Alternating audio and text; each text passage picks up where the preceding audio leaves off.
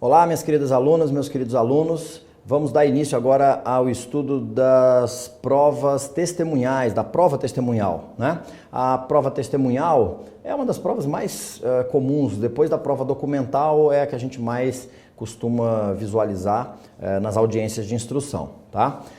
O que tem de relevante para a gente começar tratando da prova testemunhal? Bom, primeiro é bom a gente lembrar que existe um dever geral de colaboração de todos os jurisdicionados com a atividade jurisdicional, né? Então, não tem essa história de, eu não quero depor como testemunha, não. Não existe isso, tá? Existem as hipóteses legais em que uma testemunha pode se recusar a depor, tá? Aquelas hipóteses como, por exemplo, quando a testemunha, o depoimento dela puder colocar essa testemunha no risco de uma ação penal, ela estiver produzindo uma prova contra ela mesma, quando ela estiver expondo, né, a família ou a si mesmo de uma maneira vexatória. Então existem as hipóteses que a gente vai falar no decorrer da aula e existem aquelas situações em que o juiz ou as partes podem recusar a testemunha, né, quando a testemunha for impedida, suspeita ou incapaz, tá? A gente tem que tomar cuidado aqui com o seguinte: impedimento e suspeição de testemunha, a gente não trabalha com aquelas disposições do Código que se referem ao impedimento e à suspeição do juiz, do membro do Ministério Público, dos auxiliares da Justiça, do mediador, do conciliador, do perito, né? Existem hipóteses específicas de impedimento, hipóteses específicas de suspeição, tá? E hipóteses de incapacidade, porque às vezes a incapacidade é momentânea, às vezes a incapacidade é relativa, mas eu não vou pensar no relativo da mesma forma que eu penso na incapacidade civil relativa, tá? Ou na incapacidade processual da parte, incapacidade relativa da parte, incapacidade processual, né? A gente vai ter uma relativização, por exemplo, uma pessoa que não disponha do sentido da audição, ela não pode atuar como testemunha se o testemunho depender da audição, mas se o testemunho depender da visão, ela pode atuar como testemunha. Então essa incapacidade ela é relativizada, tá? Então, quem pode depor como testemunha, quem não pode depor como testemunha, a forma de produção. Existe um crime também, crime contra a administração da justiça, de crime de falso testemunho. A gente sabe que no Brasil não existe o crime de perjúrio, ou seja, a parte, se ela mentir em juízo, ela não está cometendo nenhum crime, mas a testemunha, se ela mentir em juízo ou se ela se recusar a depor, ela está cometendo crime, tá? Então isso também é uma questão relevante. Existem autoridades que, em razão da função que elas exercem, elas têm uma prerrogativa que o Código agora trabalha de uma forma um pouquinho diferente para evitar os abusos que eram cometidos com base no Código 73, mas numa primeira situação, elas não vão ser inquiridas na sede do juízo, no momento em que o juiz determinar, mas elas vão ter a prerrogativa de dizer ao juiz onde elas querem ser ouvidas, que horário, que dia, tá? Então tem esses detalhes aí que são importantes a respeito do depoimento das testemunhas. A produção da prova testemunhal na audiência, a testemunha precisa se qualificar, o juiz vai indagar se ela tem interesse na causa, aí vai ter a oportunidade das partes contraditarem essa testemunha, impugnarem, não quero ouvir, essa testemunha não pode depor por ser impedida, suspeita ou incapaz. O juiz vai fazer advertência a essa testemunha de que ela pode incorrer em sanção penal caso ela minta ou se recuse a prestar o seu depoimento. Existe a possibilidade de você fazer a cariação entre testemunhas e aquelas situações também em que o juiz, diante do testemunho, ele pode suspender o depoimento para que sejam intimadas outras testemunhas. Quer dizer, ele está ouvindo alguém, mas o senhor sabe, olha, isso aqui eu ouvi na verdade de fulano de tal, que é meu vizinho. Não, eu preciso ouvir esse vizinho. Então é possível suspender a audiência para dar continuidade, tá? Então, vamos analisar aqui com o texto da lei, né? Como eu tinha falado no início, essas aulas de provas em espécie são 100 artigos, exatos 100 artigos, que a gente, na verdade, tem que passar obrigatoriamente por cada artigo para poder pegar os detalhes, né? E aí a gente dá essa explanada geral, vê esses artigos, lê o material escrito e aí não tem mais o que discutir, não tem mais dúvida, sai tranquilo para utilizar na prática esses meios de prova e também para, quando for demandado aí esse conhecimento em concursos públicos, né? Você ficar tranquilo para poder resolver as questões, tá? Então vamos lá, vamos para o material. Quando que a prova testemunhal é admitida? Ela sempre é admitida, exceto se a lei dispuser em sentido contrário, tá? O juiz vai indeferir a inquirição de testemunhas sobre fatos já provados por documento ou confissão, bem como sobre fatos que só podem ser provados por documento ou exame pericial. Isso é lógico, né? Aliás, qualquer prova, a prova ela serve para dirimir controvérsia. Se a controvérsia já foi dirimida por outras provas, não há necessidade da produção de provas que tomam tempo, né? A prova pericial é a que toma mais tempo e é a que custa mais caro.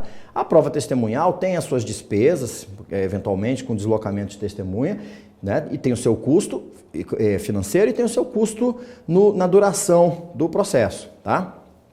Então, cabe ao juiz indeferir a inquirição de testemunhas nessas hipóteses. Quando a lei exige uma prova escrita de uma obrigação, é admissível a prova testemunhal quando houver começo de prova por escrito emanado da parte contra a qual se pretende produzir a prova, tá? Nesse caso, se você já tem um começo da prova por escrito e foi a parte contrária, né, que começou a escrever, aí é admitida a prova testemunhal de que houve esse intuito, né, de assumir a obrigação, que houve, quer dizer, até a própria assunção da obrigação, mas que não restou consignada integralmente por escrito. Também se admite prova testemunhal nos contratos simulados. Para quê? Quando eu tenho um contrato simulado, para que eu admito a prova testemunhal? Para demonstrar a divergência entre a vontade real e a vontade declarada, tá?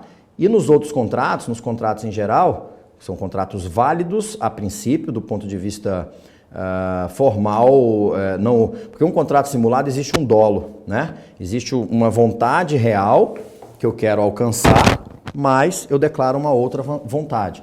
No caso dos outros contratos, dos contratos em geral, eu admito a prova testemunhal para provar um vício de consentimento, como, por exemplo, uma coação, tá? Podem depor como testemunhas todas as pessoas, exceto as incapazes, impedidas ou suspeitas, que eu tinha comentado com vocês ainda há pouco. Quem são suspeitos? O inimigo da parte, o seu amigo íntimo, né? Aquele que tem interesse no litígio é suspeito, alguma coisa ele pode extrair dali, tá? Então, a suspeição são só essas duas hipóteses, inimigo, amigo íntimo ou que tem interesse. Por isso que o juiz já começa perguntando, o senhor é amigo de alguma das partes ou inimigo? Não.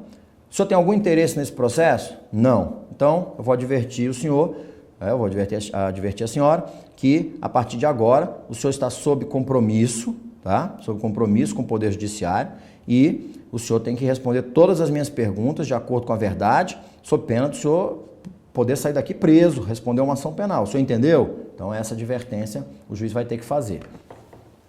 São incapazes o interdito por enfermidade ou deficiência mental, tá? Então, esse aqui, interditado judicialmente. Aquele que, acometido por enfermidade ou retardamento mental, ao tempo em que ocorreram os fatos, não podia discerni-los, ou, ao tempo em que deve depor, não está habilitado a transmitir as percepções. Então, eu fui acometido por uma doença na época dos fatos. Hoje eu estou tranquilo. Esse aqui eu sou incapaz de depor sobre algo que à época eu não tinha condições, né, de compreender. E também o oposto, né? Eu até no tempo em que aconteceram os fatos eu estava bem, mas agora, no momento de depor, eu não estou habilitado a transmitir, então eu sou incapaz de depor como testemunha. Os menores de 16 anos também são incapazes, tá, para depor como testemunhas. O código fala cego e surdo quando a ciência do fato depender dos sentidos que lhes faltam. Então, comentei isso aqui ainda há pouco com vocês. Uma pessoa que não enxerga, mas ele foi arrolado como testemunha para dizer o que ele ouviu, que ouviu uma discussão, que alguém falou que ia fazer aquilo e tal, ele serve, ele é capaz para depor como testemunha.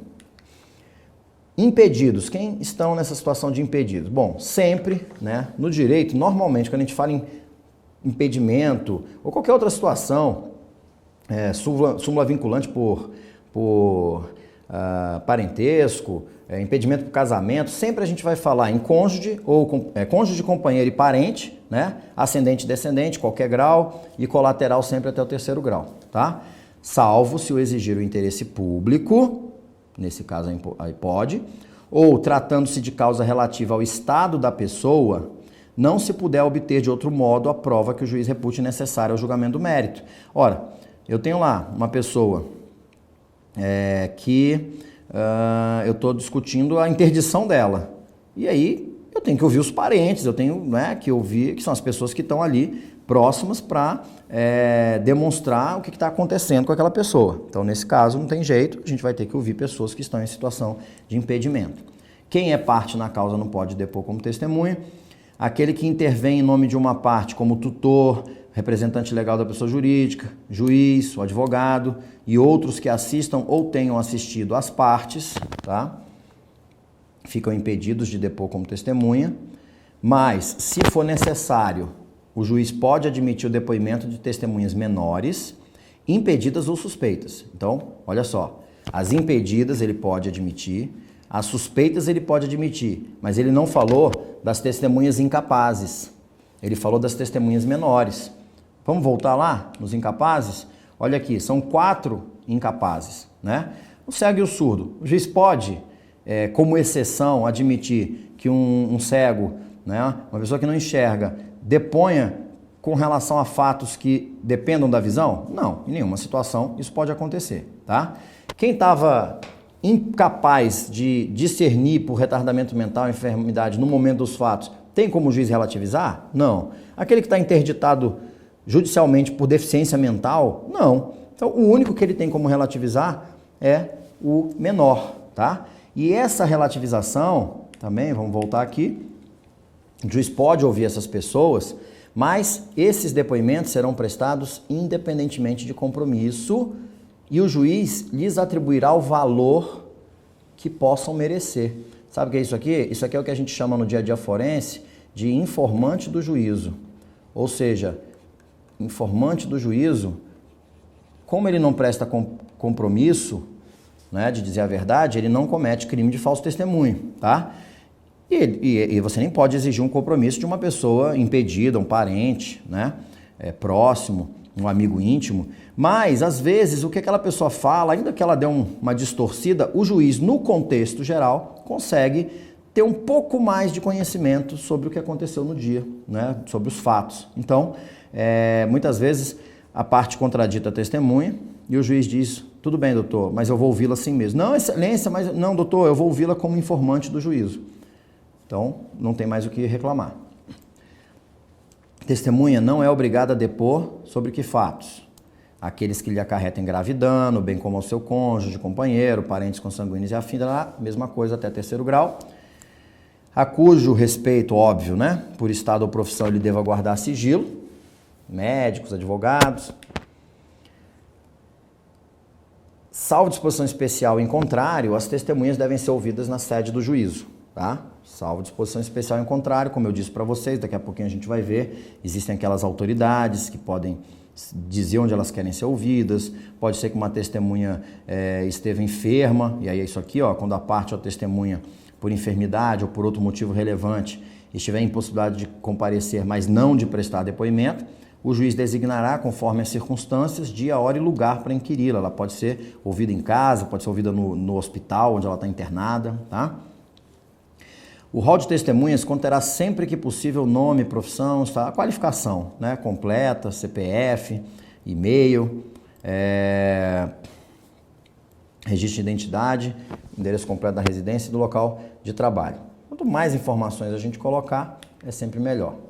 Uma vez apresentado o rol de testemunhas, só é possível alterar esse rol se a testemunha, daquela testemunha que falecer, aí eu posso colocar outra, que por enfermidade não estiver em condições de depor, que tendo mudado de residência ou local de trabalho não for encontrada, tá?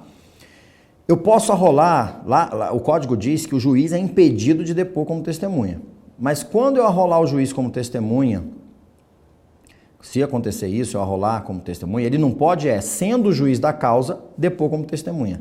Mas se ela é a única pessoa que tem conhecimento de um determinado fato, se ele for arrolado como testemunha, ele tem que se declarar impedido, tá? Se ele tiver conhecimento de fatos que possam influir na decisão, caso em que será vedada a parte que o incluiu no rol desistir de seu depoimento. Se nada souber, mandará excluir o seu nome. Então, eu faço o requerimento porque eu sei que o juiz tem conhecimento de fatos que podem influir na decisão. Aí o juiz diz assim, tá, eu vou me declarar impedido. Ah, não, então, na verdade, eu vou desistir? Não, isso não pode. Aí os autos vão para o substituto legal. As testemunhas depõem na audiência de instrução e julgamento perante o juiz da causa, exceto aquelas que prestem depoimento antecipadamente, naquele procedimento da produção antecipada de provas, e aquelas que são inquiridas por carta, né? Precatória, rogatória, de ordem. Aquela testemunha que reside em outra localidade, de modo geral, ela vai ser ouvida, pode ser ouvida por meio de videoconferência. Hoje o novo CPC ele trabalha com a possibilidade de você utilizar a tecnologia, né? Então videoconferência ou qualquer outro recurso tecnológico de transmissão e recepção de sons e imagens em tempo real. Posso fazer por Skype, posso fazer por FaceTime, tá? A tecnologia, o novo código, ela absorve. O Código 73 não tinha nem como imaginar o que a gente teria de tecnologia na ponta do dedo, né? No acesso rápido. E o novo código prestigia isso, tá? E, inclusive durante a audiência de instrução e julgamento. Os juízos deverão manter equipamento para transmissão e recepção de sons e imagens, só que isso aí está condicionado àquela reserva do possível, né? Nem toda comarca o juízo vai dispor de orçamento para aquisição de equipamentos específicos para isso, mas tendo um computador ali, você pode instalar um Skype e já resolveu esse problema, já que o código permite o uso de outros recursos tecnológicos de transmissão e recepção de sons e imagens em tempo real. Aquelas autoridades que eu falei para vocês são inquiridas em sua residência ou onde exercem sua função.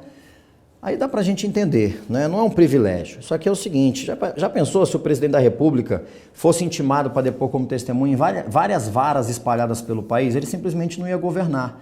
O mesmo os ministros de Estado, os governadores, os ministros dos tribunais superiores, Procurador-Geral da República, os conselheiros do CNJ, do CNMP, o Advogado-Geral da União, os chefes das advocacias dos estados, os procuradores gerais dos estados, os correspondentes no Ministério Público, né? Senadores, deputados federais, prefeito, só fiquem espertos porque, olha só, vereador não está nesse rol. Deputado estadual, distrital e federal, sim. Governador, presidente da República e prefeito, sim. Então, os membros dos três poderes estaduais e federal, do Poder Federal, e o chefe do executivo local, municipal, sim. Os vereadores não, tá? Desembargadores, esse pessoal do tribunal, né, de TJ, TRF, TRT, TRE, o chefe do Ministério Público Estadual, o Procurador-Geral de Justiça, o embaixador de país que, por lei ou tratado, concede idêntica prerrogativa a agente diplomático do Brasil. Nesses casos, o que acontece? Eu tive a oportunidade, quando eu trabalhava na Procuradoria Parlamentar da Câmara dos Deputados, quer dizer, eu tinha ali 513 deputados federais que constantemente eram arrolados como testemunhas em processos civis e penais, tá? E esse rol de autoridades também tem no Código de Processo Penal. Então, eu era exatamente o advogado responsável por conduzir isso aqui. O juiz, ele mandava um ofício para a autoridade e pedia, olha, que dia que você pode ser ouvido, que hora e que local. E aí mandava a cópia da inicial e da defesa oferecida pela parte que arrolou como testemunha, até porque ele o juiz já perguntava, olha, se você não tiver nada a esclarecer sobre esses fatos, me avisa que eu já vou indeferir o pedido, tá? Eu vou reconsiderar o deferimento desse pedido. Passado um mês, isso aqui é inovação, porque o que acontecia com base no código anterior era o seguinte: até para ganhar tempo, para fazer o processo demorar, isso acontecia muito no processo penal e ainda acontece, porque aí é a parte querendo ser alcançado pela prescrição da pretensão punitiva, você arrolar senador e deputado, e essas pessoas têm uma agenda conturbada, têm um dia a dia muito corrido, e elas marcam para dali a 2, 3 meses esse depoimento, chegando perto elas oficiam o juízo, remarcam, sempre justificando, olha, eu vou ter que comparecer a um evento oficial, vou ter que representar a Câmara em outro país, etc e tal. Então agora tem um limite, você recebeu o ofício. Se em um mês você não disser qual é o dia, qual é a hora e qual é o local, tá? Que antes até demorava para ter essa resposta, o que vai acontecer? Aí o juiz vai designar, vai passar por cima dessa prerrogativa, tá? E vai ser designado preferencialmente na sede do juízo. Então, a autoridade é melhor que ela especifique sob pena de perder a prerrogativa. O juiz também designará dia, hora e local para o depoimento quando a autoridade não comparecer injustificadamente à sessão agendada para a colheita do seu testemunho no dia, hora e local que ela mesma indicou, né? Cabe ao advogado da parte, agora isso aqui é uma novidade interessantíssima, a gente usando ali um pouco do modelo americano, só que é um pouco. Por quê? No modelo americano, o advogado, ele intima até a outra parte, intima testemunhas que não é ele que está rolando, na verdade, assim, as intimações são feitas pelo advogado, ele tira uma foto ali, ele pega uma assinatura, ele comprova de algum jeito que intimou. Nesse caso aqui, o que a gente pode fazer? A gente não pode intimar outra parte, pessoalmente, pelo advogado, mas agora o código permite que o advogado, ele intime formalmente. Intimar, eu estou falando de formal. Não é chegar ali para a pessoa e dizer assim, você pode depor como testemunha? Posso. Então, no dia tal, você aparece lá na sede do juízo para prestar depoimento? Apareço. Chega lá, ela não aparece. Qual é a punição? Qual é a consequência processual? Considera que você renunciou ao direito de ouvir aquela testemunha. Então agora, ou a gente fazia o que então? Pedia para o juiz intimar aquela testemunha formalmente, porque se ela não comparecesse, a gente ia requerer a suspensão da audiência e a condução da testemunha coercitivamente, né, na sequência, na próxima data que a audiência fosse prosseguir. Então agora eu faço uma intimação eu mesmo, ali fica Vossa Senhoria intimada a depor como testemunha no dia tal, papapá. Então dispensa-se a intimação feita pelo juiz, tá? Essa intimação vai ser feita por carta com aviso de recebimento, e aí o advogado pega esse aviso de recebimento assinado e tem 3 dias para juntar, 3 dias antes da audiência, para juntar nos autos essa cópia da correspondência e do AR assinado, tá? Claro que a parte não precisa intimar, ela pode se comprometer a levar a testemunha à audiência, é um risco, independentemente de intimação. Por quê? Porque se a testemunha não comparecer, presume-se a desistência da oitiva, tá? A inércia na realização da intimação pelo advogado também importa a desistência da inquirição da testemunha, porque eu fiz o requerimento de produção de prova testemunhal, disse quem seriam as testemunhas que eu queria que fossem ouvidas, né? Apresentei o rol de testemunhas, mas eu não fui lá intimar, então, se eu ficar ali parado, não for intimar, vai considerar que houve a desistência. Posso fazer a intimação pela via judicial? Posso. Quando? Quando for frustrada a intimação do advogado, então voltou lá o AR sem assinatura, a correspondência voltou.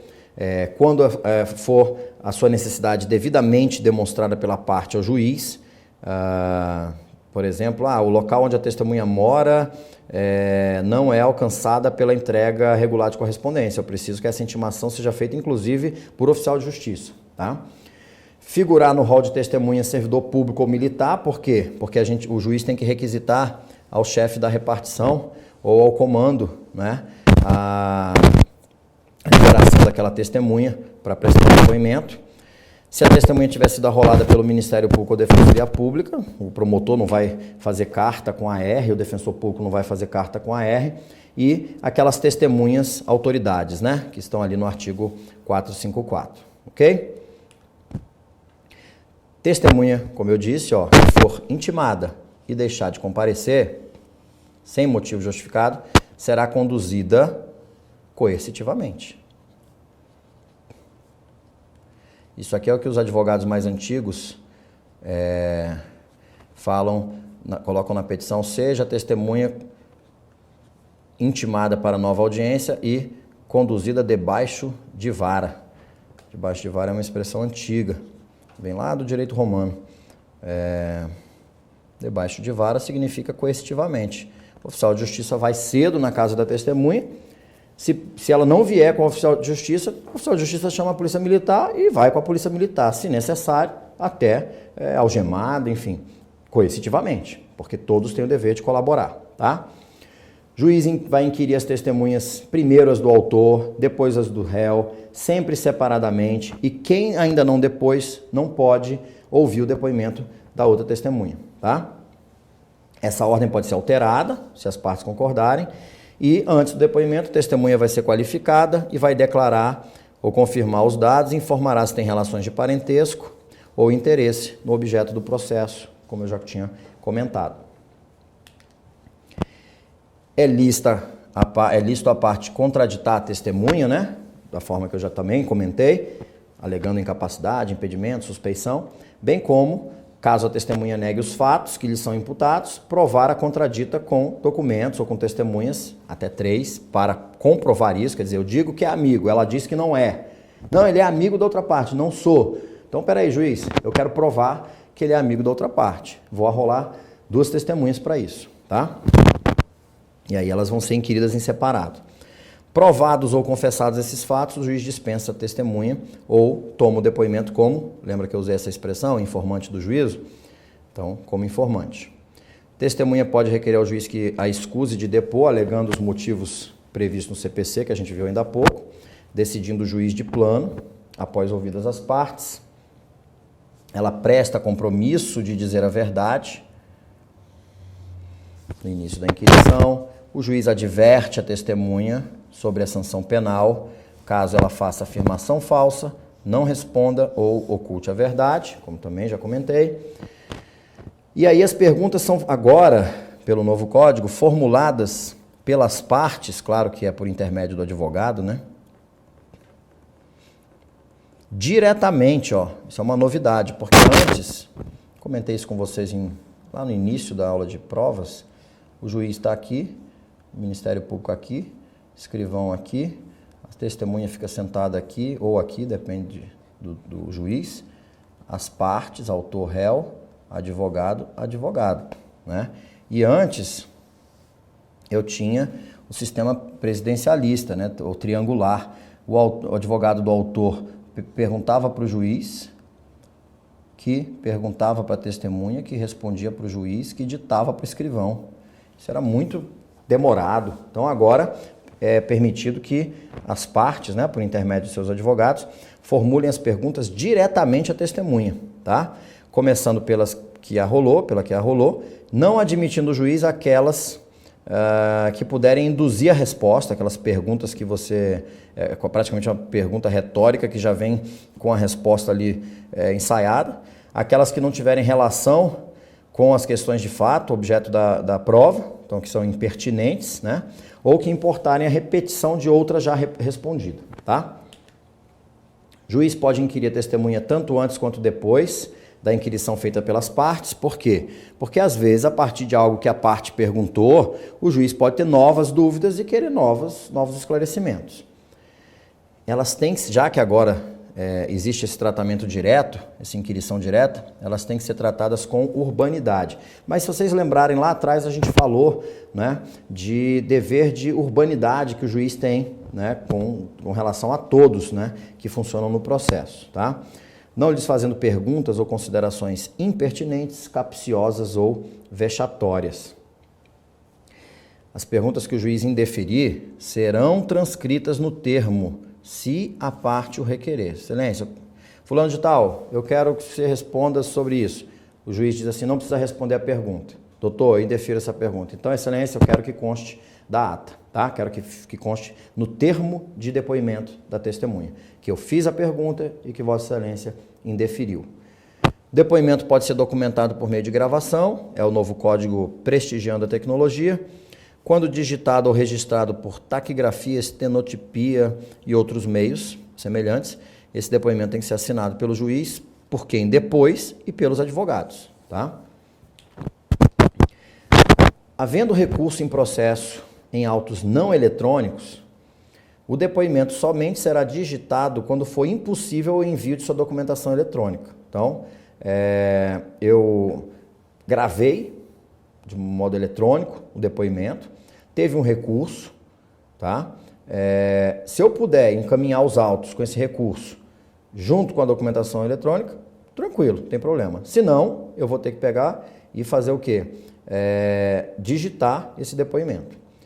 O juiz pode ordenar de ofício ou a requerimento da parte a inquirição de testemunhas novas, né, que foram referidas nas declarações das partes ou das testemunhas, a careação de 2 ou mais testemunhas, como eu já tinha falado, quando sobre determinado fato que possa influir na decisão elas estiverem divergindo das declarações. Esses acareados vão ser reperguntados para que expliquem os pontos da divergência, reduzindo-se a termo ato de acareação. Pode ser feito por videoconferência, Skype, FaceTime. A testemunha pode requerer ao juiz o pagamento da despesa que efetuou para comparecer à audiência. Quem é que paga? É a regra geral das despesas, né? A princípio elas são adiantadas pelo autor, tá? Mas se eu réu, estou requerendo o depoimento da testemunha, eu vou ter que adiantar essas despesas, devendo a parte pagá-la logo que arbitrada ou depositada em cartório em 3 dias. Depoimento prestado em juízo é considerado serviço público. Então, testemunha que é sujeita a CLT não pode sofrer com a perda de salário nem desconto no tempo de serviço, tá? E é isso. Encerramos aqui, então, nosso estudo sobre a produção da prova testemunhal, tá? Lembrando que naquela aula de audiência, né, no começo, a aula que a gente falou de audiência de instrução, a gente viu ali que existe um artigo que está fora desse tópico da prova testemunhal, está nos artigos que dispõem sobre a audiência de instrução, colocando um limite, né? Limite de que cada parte pode arrolar até 10 testemunhas, o máximo são 10 testemunhas por parte, sendo que no máximo eu posso requerer 3 testemunhas por fato, tá? Então, se eu tenho 6 fatos para comprovar por meio de testemunha, eu não posso arrolar 3 testemunhas por fato, porque senão 3 vezes 6 dá 18, né? E aí eu já extrapolei em muito o limite legal. Sendo que é permitido ao juiz limitar ainda mais esses limites já previstos no código, se ele entender que é desnecessário, tá? Então, sobre testemunha é isso, ok? Algumas novidades que a gente viu aí, né? No que diz respeito à oitiva de autoridades, no que diz respeito à intimação que é feita pelo advogado, né, por meio de carta com aviso de recebimento. E a gente também viu como novidade a questão da acareação, que está bem regulada agora no código, e a questão da forma de documentação, né, que pode ser por meio de documento de gravação, o uso de meios eletrônicos, tá? Então é isso. Encerramos o estudo das provas em espécie. Com isso, encerramos a fase instrutória, né? E a gente viu lá atrás que o juiz, ele só ingressa na fase instrutória quando ele não está, após a fase de providências preliminares, pronto para julgar. Então, agora sim, se faltava para ele o conhecimento de novas provas, com a produção dessas provas, ele está em condições de julgar. E a gente lembra que lá na aula de audiência também foi dito o quê? Que depois da produção das provas, né, que em regra seguem aquela ordem, primeiro perícia, depois depoimento das partes e por último as testemunhas, o juiz vai passar a palavra para os advogados para os debates orais, 20 minutos, prorrogáveis por mais 10, se tiver litisconsórcio ou terceiro, um bloco de 30, um prazo de 30 minutos para aquele bloco, e que podem ser convertidos na apresentação de razões finais escritas nas causas de maior complexidade. E aí sim o juiz pode sentenciar na própria audiência ou ele pode sentenciar depois no gabinete, tá? Então a gente vai passar para o estudo da sentença, que é o que falta para que o juiz encerre a fase de conhecimento, né, do processo civil. E aí a gente discute isso em outra oportunidade. Até lá!